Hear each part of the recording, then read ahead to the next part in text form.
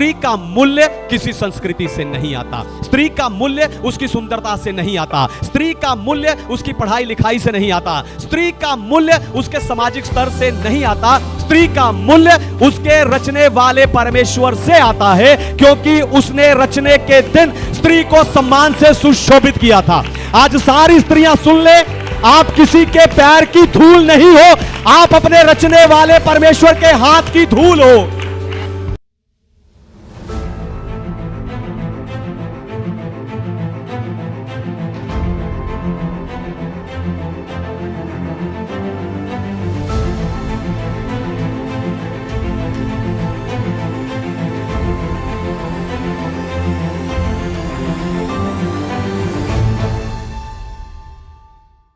मैं पास्टर समित कुमार आत्मिक उत्साह की सभा के इस मंच से आज आप सबको महिला दिवस की शुभकामनाएं देता हूं।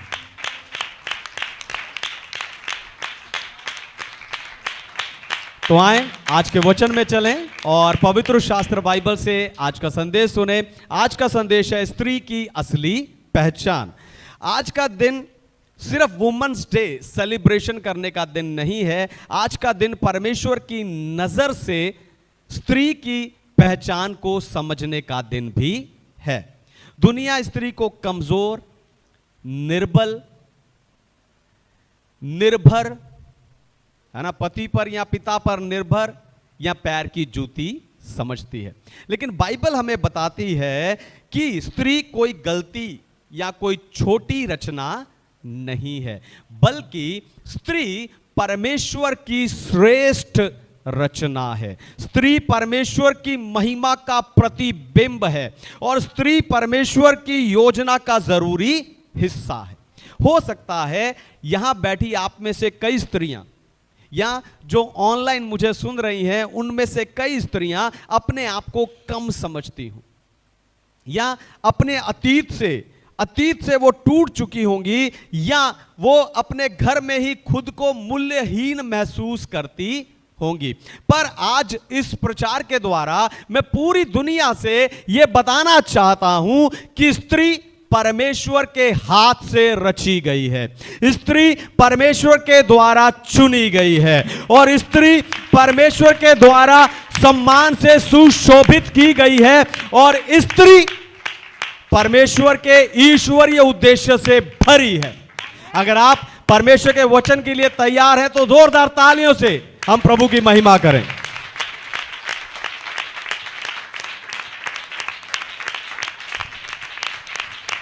आमेन। स्त्री की असली पहचान। सबसे पहली बात, स्त्री उद्देश्य से रची गई और सम्मान से सुशोभित हुई। स्त्री उद्देश्य से रची गई और सम्मान से सुशोभित की गई। उत्पत्ति अध्याय 1 वचन 27, जेनेसिस चैप्टर 1 वर्स 27। तब परमेश्वर ने मनुष्य को अपने स्वरूप के अनुसार उत्पन्न किया, अपने ही स्वरूप के अनुसार परमेश्वर ने उसको उत्पन्न किया, नर और नारी करके उसने मनुष्य की सृष्टि की। आमीन। परमेश्वर के नाम की महिमा। तो वचन हमें साफ बता रहा है कि परमेश्वर ने स्त्री को अपने स्वरूप और अपनी समानता में रचा है। जब परमेश्वर ने स्त्री को रचा है तो परमेश्वर ने उसे बचे कुचे सामान से नहीं बनाया, पर परमेश्वर ने उसे आदम की पसली से बनाया है और पसली साइड में होती है, यानी स्त्री पीछे खड़े रहने के लिए नहीं पर साथ चलने के लिए बनाई गई है। Hallelujah, hallelujah. स्त्री पीछे खड़े रहने के लिए नहीं, साथ चलने के लिए बनाई गई है।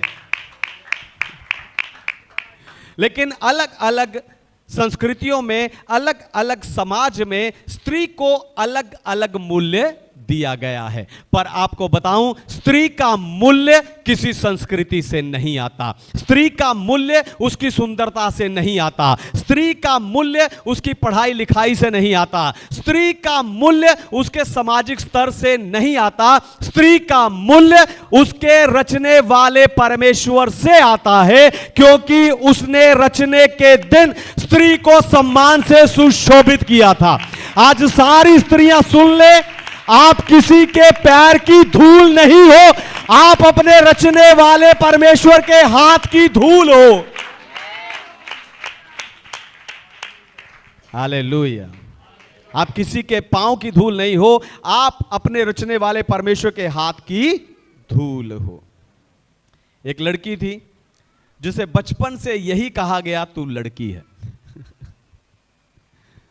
जिसे बचपन से यही कहा गया कि तू लड़की है, ज्यादा मत बोल, तू लड़की है, ज्यादा मत उड़, तू लड़की है, ज्यादा सपने मत देख, तू लड़की है, सिर्फ घर संभाल। और ये बातें सुनकर धीरे धीरे उस लड़की को यही लगने लगा कि मेरी जिंदगी में कोई बड़ा उद्देश्य नहीं है। लेकिन एक दिन उस लड़की ने चर्च में सुना कि परमेश्वर के स्वरूप और समानता में स्त्री रची गई है, और वो बात सुनकर उस लड़की की आंखों में आंसू आ गए। उसने कहा कि आज पहली बार मुझे ऐसा लगा है कि मैं कोई गलती नहीं हूं, मैं कोई छोटी रचना नहीं हूं। उस दिन उसका जीवन बदल गया और वो खुद को परमेश्वर की रचना, मूल्यवान और उद्देश्यपूर्ण समझने लगी।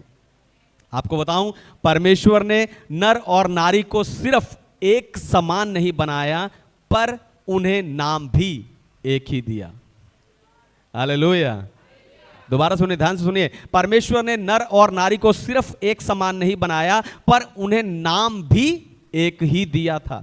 जब आप उत्पत्ति की पुस्तक 5 अध्याय 2 वचन पढ़ते हैं, वहां पर लिखा है कि परमेश्वर ने मनुष्य को नर और नारी करके सृष्टि की और उन्हें आशीष दी, और उनकी सृष्टि के समय परमेश्वर ने उन्हें नाम दिया आदम। हालेलुया।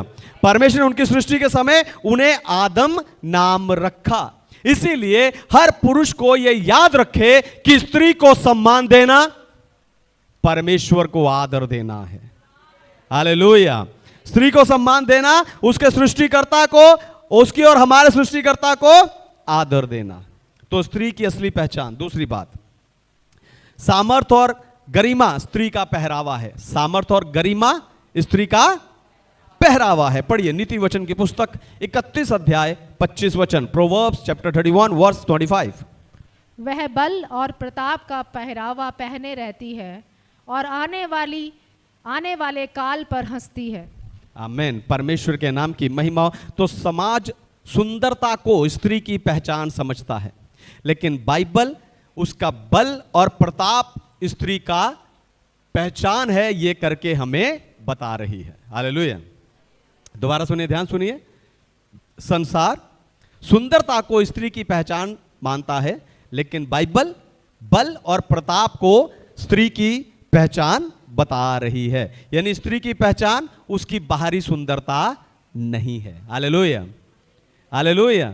स्त्री की पहचान उसकी बाहरी सुंदरता, उसका मेकअप, उसका श्रृंगार नहीं है, पर स्त्री की असली पहचान उसके अंदर का आत्मिक बल और आत्मिक सामर्थ है। जितना आप स्त्रियां, ध्यान सुनिए, जितना आप स्त्रियां आप में वास करने वाले परमेश्वर पर ध्यान दोगे, उतना आपका चेहरा और आंखें चमकने लगती हैं। हालेलुया। क्योंकि स्त्री का असली गहना मेकअप नहीं है। हालेलुया। स्त्री का असली श्रृंगार गहने मेकअप नहीं है, पर परमेश्वर का भय है जो उसके अंदर रहता है, और जब वो उस भय में चलती है तब वो सुंदर दिखती है, तब वो महिमा, बल और प्रताप का पहरावा पहने हुए दिखाई देती है। एक महल में कई स्त्रियां होती हैं, एक महल में कई स्त्रियां होती हैं, लेकिन जिसके सर पे मुकुट होता है वो रानी होती है। वो मुकुट ही उस रानी के अधिकार का चिन्ह होता है। अगर रानी उस मुकुट को उतार दे तो वो भी बाकी स्त्रियों के समान साधारण लगने लगती है। ऐसे ही जब आप स्त्रियां अपने बल और प्रताप के पहरावे को अनदेखा करते हैं, उस समय पर दुनिया, संसार, लोग, पुरुष आपको कम समझने लगते हैं और आपका फायदा उठाने की कोशिश करते हैं। एक स्त्री घरेलू हिंसा से होकर गुजर रही थी। उसको यही लगता था कि मैं बेकार हूं। हर दिन ताने, काम, और उसे लगने लगा कि मैं बेकार हूं, सिर्फ यही मेरी जिंदगी है। लेकिन एक दिन पास्टर ने उसको पूछा कि तू अपने बारे में क्या सोचती है या अपने आप को कैसे देखती है। उसने कहा, पास्टर जी, मेरे पास अपने लिए तो समय नहीं है। मैं सारा दिन घर परिवार के काम करती हूं, फिर बातें भी सुनती हूं। मैं अपने बारे में क्या देखूं और क्या समझूं। पास्टर ने उसकी बात सुनकर मुस्कुराए और उसे बाइबल दी और कहा, रोज नीति वचन 31 अध्याय पढ़ना। वो बहन ने बाइबल ली, प्रभु का धन्यवाद किया, घर गई और उसने रोज नीति वचन 31 अध्याय पढ़ना शुरू कर दिया। और कुछ ही दिनों में उस स्त्री को समझ आ गया कि घर और परिवार की काम और जिम्मेवारियां ही, उन काम और जिम्मेवारियों को पूरा करना ही उसे महिमा और प्रताप का पहरावा देता है। हालेलुया। और कुछ महीनों बाद ही उसका शारीरिक ढांचा, उसका ढला हुआ चेहरा, उसका झुका हुआ पोस्चर सीधा होने लग गया। उसकी आंखों में आत्मविश्वास और उसके चेहरे में चमक आने शुरू हो गई। इसलिए याद रखो, आपके काम, आपकी जिम्मेवारियां आपको तोड़ने के लिए नहीं है, पर आपको बनाने के लिए हैं। क्योंकि परमेश्वर आपका पिता है, आप उसकी बेटियां हैं और उसी ने आपको ये मुकुट और ये पहरावा दिया है। हालेलुया। तीसरी बात, जब परमेश्वर स्त्री को इस्तेमाल करता है तो राष्ट्र बदलता है। हालेलुया। जब परमेश्वर स्त्री को इस्तेमाल करता है तो राष्ट्र बदलता है। पढ़िए न्यायों की पुस्तक अध्याय 4 वचन 4, जजेस चैप्टर 4 वर्स 4। उस समय लपिदोत की स्त्री दबोरा जो नबिया थी, इज़राइल का न्याय करती थी। आमीन। परमेश्वर के नाम की महिमा हो। तो देबोरा इज़राइल की न्यायी थी। 20 साल से दुश्मन इज़राइलियों को सता रहे थे, उन पर अत्याचार कर रहे थे। इज़राइल में कई पुरुष योद्धा थे, लेकिन उनमें उनसे लड़ने का, दुश्मनों से लड़ने का वो साहस नहीं कर पा रहे थे। ऐसे समय पर परमेश्वर ने एक स्त्री दबोरा को खड़ा किया और उस दबोरा को परमेश्वर ने खड़ा किया। दबोरा सिर्फ एक गृहिणी नहीं रही, पर वो पूरे राष्ट्र की लीडर बन गई। हालेलुया। देबोरा सिर्फ एक घर चलाने वाली एक गृहिणी नहीं रही, पर वो पूरे राष्ट्र की लीडर बन गई। उसने सोई हुई उस पीढ़ी को, निरुत्साहित उस पीढ़ी को उसने उत्साहित किया और जाकर कनानियों से युद्ध में बराक के साथ खड़ी होकर लड़ाई किया और उस युद्ध को जीत लिया। हालेलुया। फिर एस्तर एक गरीब और अनाथ लड़की थी, लेकिन परिस्थितियों ने उसे रानी बनाकर राजमहल में पहुंचा दिया। और जब यहूदियों के विनाश करने का फरमान निकला तो उस समय पर मोर्दकई ने एस्तर से कहा कि शायद तू इसी दिन के लिए राजमहल में पहुंचाई गई हो कि परमेश्वर के लोगों को मरने से बचा सके। अब एस्तर के सामने दो विकल्प थे, दो चुनाव थे। पहला कि वो राजा की आज्ञा के सामने कुछ ना बोलकर अपने प्राण की, अपनी प्रतिष्ठा बनाए रख सके, क्योंकि अगर राजा को पता चल गया ये भी यहूदी है तो उसे भी मरना पड़ेगा। दूसरा विकल्प यह था कि वो राजा की आज्ञा के विरोध में खड़ी हो, उसका सामना करे और अपने प्राण को जोखिम में डाले। और एस्तर ने क्या किया? एस्तर ने कहा मैं नाश हुई तो हुई, लेकिन मैं परमेश्वर के लोगों की रक्षा करूंगी। और एस्तर की एक ही योजना ने सारे राष्ट्र को बचा लिया। हालेलुया। फिर मरियम एक साधारण यहूदी लड़की थी, लेकिन एक दिन स्वर्गदूत उसके सामने आया और उसको आकर कहा कि परमेश्वर का अनुग्रह तुझ पर हुआ है, परम प्रधान तुझ पर छाया करेगा और तू एक पुत्र जनेगी जो लोगों को उनके पाप से छुड़ाएगा। मरियम ने कहा मैं परमेश्वर की दासी हूं, तेरे वचन के अनुसार हो। मरियम की एक हां ने सारी मानव जाति के लिए उद्धार के मार्ग को खोल दिया। हालेलुया। सारी मानव जाति के लिए उसने उद्धार के मार्ग को खोल दिया है।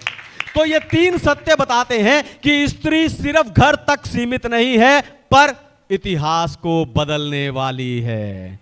हालेलुया। स्त्रियां इतिहास को बदलने वाली है। परमेश्वर जब भी बदलाव लाना चाहते हैं वो किसी स्त्री को इस्तेमाल करते हैं। क्यों? क्योंकि स्त्री में जन्म देने की शक्ति है, क्योंकि स्त्री में जीवन देने की शक्ति है। और जीवन देना या कोख सिर्फ शारीरिक नहीं होती, आत्मिक भी होती है। हालेलुया। वो शारीरिक नहीं होती, आत्मिक भी होती है। जब एक बीज उपजाऊ जमीन में गिरता है तो वहां पर वो एक बड़ा जंगल बना देता है। स्त्री का गर्भ भी ऐसा ही एक उपजाऊ भूमि है, जहां से पीढ़ियां जन्म लेती हैं, जहां से इतिहास बदल जाते हैं। इसलिए जिन्हें आपने जन्म दिया है, सारे सुनिए, जिन्हें आपने जन्म दिया है उन्हें आत्मिक बनाइए। अपना विश्वास, अपना आत्मा, अपना अभिषेक, अपना उत्साह उनके अंदर भर दीजिए और इतिहास बदल दीजिए। चौथी बात, यीशु ने स्त्रियों के महत्व को पुनर्स्थापित किया। यीशु ने स्त्री के महत्व को पुनर्स्थापित किया। पढ़िए यूहन्ना का सुसमाचार 4 अध्याय 28 और 29 वचन। Gospel of John chapter 4 verse 28 and 29। तब स्त्री अपना घड़ा छोड़कर नगर में चली गई और लोगों से कहने लगी, आओ एक मनुष्य को देखो जिसने सब कुछ जो मैंने किया मुझे बता दिया। कहीं यही तो मसीह नहीं है? आमेन। परमेश्वर के नाम की महिमा। तो सामरी स्त्री का जीवन पूरी तरह से खत्म हो चुका था। वो 5 शादियां ठुकरा चुकी थी। अब जिसके साथ रह रही थी वो भी उसका पति नहीं था।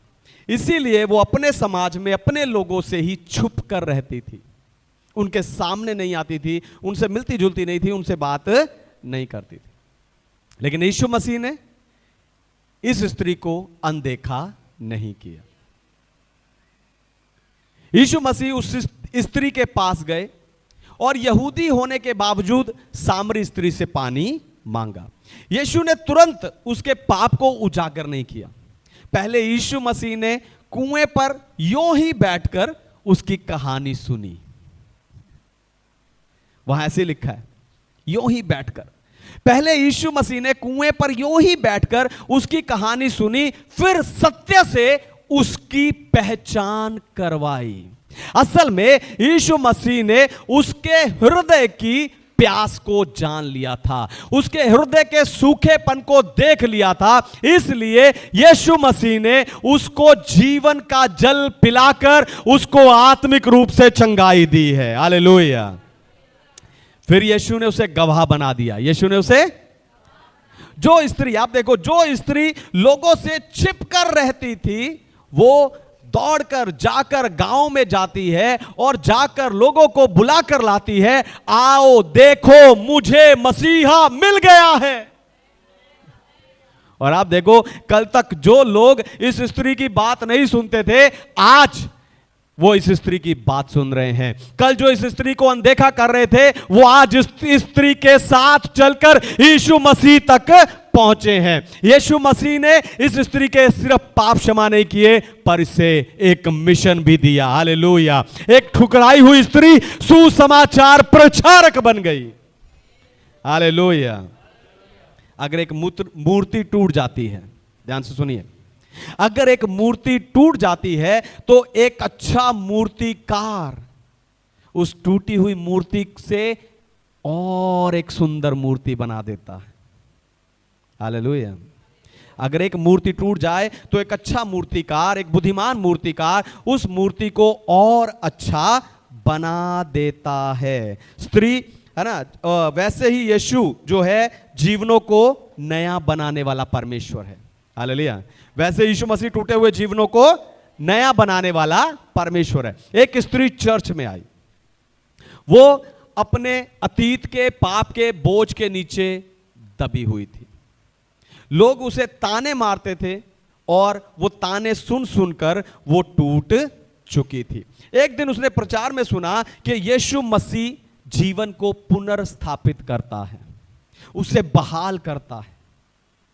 और उस दिन उसने आंसुओं के साथ आंसू बहा बहा के उस परमेश्वर की उपस्थिति में अपने आप को समर्पित किया। और आज वो स्त्रियों के बीच में सेवा करने वाली बन गई। हालेलुया। आज वो बहन स्त्रियों के बीच में सेवा करने वाली बन गई। क्यों? क्योंकि यीशु मसीह टूटे हुए जीवनों को पुनर्स्थापित करता है। हालेलुया। पांचवी बात, प्रार्थना स्त्री का हथियार है। प्रार्थना पढ़िए, पहला शमूएल अध्याय 1 वचन 10। फर्स्ट शमूएल चैप्टर 1 वर्स 10। वह मन में व्याकुल होकर यहोवा से प्रार्थना करने और बिलक बिलक कर रोने लगी। आमीन। परमेश्वर के नाम की महिमा हो। तो हन्ना की सबसे बड़ी पीड़ा उसका बांझपन था। उसकी सौतन उसे सताती थी, वो टूट चुकी थी, वो रोती थी और कई बार खाना भी नहीं खाती थी। तो भी उसने कभी शिकायत नहीं की, उसने कभी चुगली नहीं की और ना ही उसने कभी उस परमेश्वर को दोष दिया। पर वो प्रार्थना करती रही क्योंकि वो जानती थी कि प्रार्थना ही स्त्री का हथियार है। हालेलुया। हन्ना जानती थी कि प्रार्थना ही एक स्त्री का हथियार है। स्त्री का सबसे बड़ा हथियार उसकी ऊंची आवाज नहीं है, उसका चिल्लाना नहीं है, उसका बेलन, उसका चिमटा नहीं है। स्त्री का सबसे बड़ा हथियार उसकी प्रार्थना है। हालेलुया। उसकी प्रार्थना है। हन्ना के पास कोई स्टेज, कोई मंच, कोई माइक नहीं था, उसके पास कोई प्रतिष्ठा नहीं थी, उसके पास कोई प्रसिद्धि नहीं थी, उसके पास घुटने थे। हालेलुया। उसके पास घुटने थे। वो अपने घुटनों पर आकर प्रार्थना करती रही और उसने शमूएल को अपनी प्रार्थना के उत्तर के रूप में प्राप्त कर लिया। आपको बताऊं, एक घुटने पर झुकी हुई स्त्री शैतान के लिए खतरा होती है। हालेलुया। एक घुटनों पर झुकी हुई स्त्री शैतान के लिए खतरा होती है। प्रेशर कुकर में जब भाप का प्रेशर बढ़ जाता है तब वो सीटी के जरिए भाप को रिलीज करता है या भाप के उस प्रेशर को बाहर निकालता है। अगर भाप का प्रेशर बाहर ना निकले तो कुकर फट सकता है,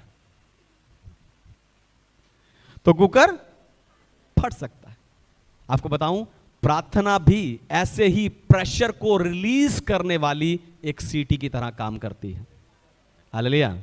प्रार्थना भी आपकी जिंदगी से प्रेशर को रिलीज करने वाली ऐसे ही एक सीटी का काम करती है। इसलिए जब जीवन में दर्द जमा हो जाए, जब जीवन में अपमान जमा हो जाए, जब जीवन में निराशा जमा हो जाए, तब आपको टूटने से प्रार्थना बचाती है। हालेलुया। हालेलुया। एक मां का बेटा ड्रग्स लेता था, घर बर्बाद हो रहा था। लोग कहते कि इसका बदलना असंभव है, लेकिन उस मां ने कभी हार नहीं मानी।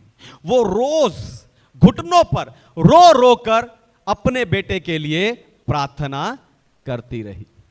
लोग हंसते थे, रिश्तेदार ताने देते थे, लेकिन 10 साल बाद वो लड़का बदला और वो आज एक असिस्टेंट पास्टर बनके सेवा कर रहा है। क्यों? क्योंकि जिसे दुनिया असंभव कहती है, प्रार्थना उसे संभव करती है। हालेलुया। प्रार्थना उसे संभव करती है। 6वीं और आखिरी बात, स्त्री परमेश्वर की पार्टनर है। स्त्री परमेश्वर की पार्टनर है। पढ़िए फिलिपियों की पत्री अध्याय 4 वचन 3। Philippians chapter 4 verse 3। हे सच्चे सहकर्मी, मैं तुझसे विनती करता हूं कि तू उन स्त्रियों की सहायता कर, क्योंकि उन्होंने मेरे साथ सुसमाचार फैलाने में कलमेस और मेरे अन्य सहकर्मियों के समेत परिश्रम किया, जिनके नाम जीवन की पुस्तक में लिखे हुए हैं। आमेन, परमेश्वर के नाम की महिमा। तो यहां पर बाइबल हमें बता रही है कि कुछ स्त्रियों ने पौलुस की मदद सुसमाचार को फैलाने में की थी। मदद का अर्थ सिर्फ पैसे देना नहीं होता। हालेलुया। मदद का अर्थ सिर्फ पैसे देना नहीं होता, पर साथ खड़े होना भी होता है, साथ दुख उठाना होता है, साथ सेवा करना होता है, साथ बोझ को समझना होता है। जिस परमेश्वर के दास के साथ आप खड़े हो उसे समझना भी मदद करना होता है। हालेलुया।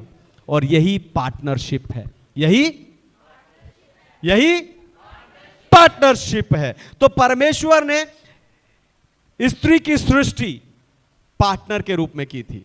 परमेश्वर स्त्री की सृष्टि, आदम के पास जब काम बढ़ गया, अदन की वाटिका में काम बढ़ गया, तो परमेश्वर ने उसको एक सहायक दिया।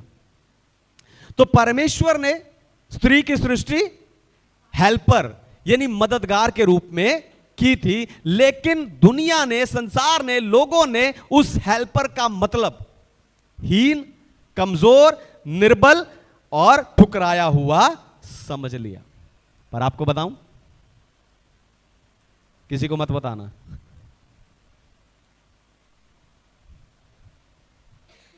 बाइबल में पवित्र आत्मा को भी हेल्पर कहा गया है। हालेलुया। बाइबल में पवित्र आत्मा को भी सहायक, मदद करने वाला हेल्पर कहा गया है। ऐसे ही आप स्त्रियां परमेश्वर के राज्य की और कलीसिया की पवित्र आत्मा बनकर इसे सामर्थी, समृद्ध और शक्तिशाली बना सकती हैं।